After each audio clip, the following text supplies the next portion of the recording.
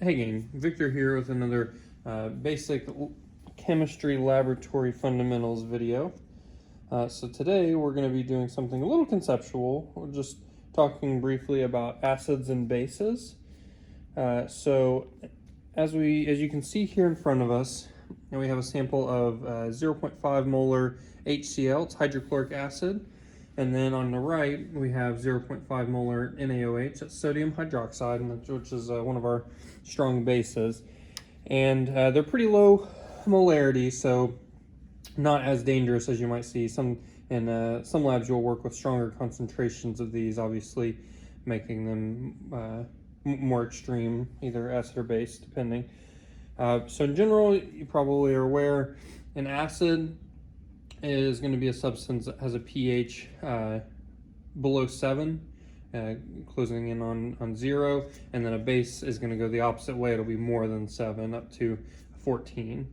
And at those extremes, once you're working with acids that are pretty strong and have a pH that's kind of towards the end, it can be pretty dangerous to work with. So you want to definitely make sure that you're using the proper protective gear, gloves, eye protection, all of that, and just use caution as you're kind of working with it and getting samples, things like that. But one thing that we're going to be doing in the lab is using these. These are some litmus test strips, alkalic acid test papers you can see here, and something that you're going to be doing in some of your experiments are generating various chemical reactions and then testing the end result to see if the product that you're left with is acidic, basic, or neutral.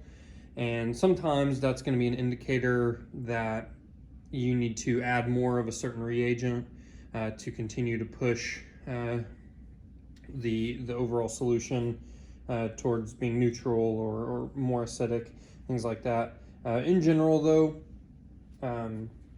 working with acids and bases is a pretty common and a really useful part of moving chemical reactions forward. So what we're going to do now is use a couple of these litmus strips and just kind of observe what happens when you test these sort of pure, relatively dilute, but still pure samples. So as you can see here, for our NaOH, that's our base, that strip turned very blue very quickly.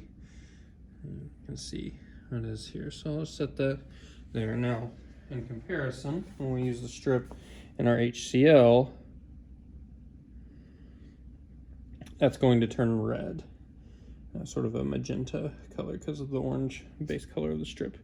I'll set that there. So you can see pretty stark difference. Those litmus strips are pretty effective at telling, and it will usually have, as you can kind of see, has some indicators on whether something is a strong acid, that red color that you see here associated with strongly acidic, about pH 4. That's pretty close to what we have.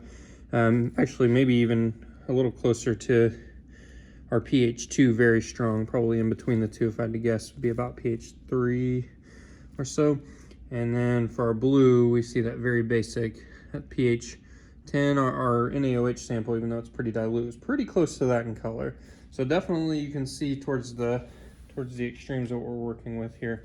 Another important part of working with acids and bases is neutralizing them properly.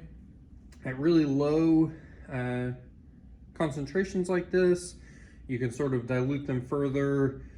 Even so, generally I'm not going to recommend for these to put them down the sink. So you can do a number of different things to neutralize them.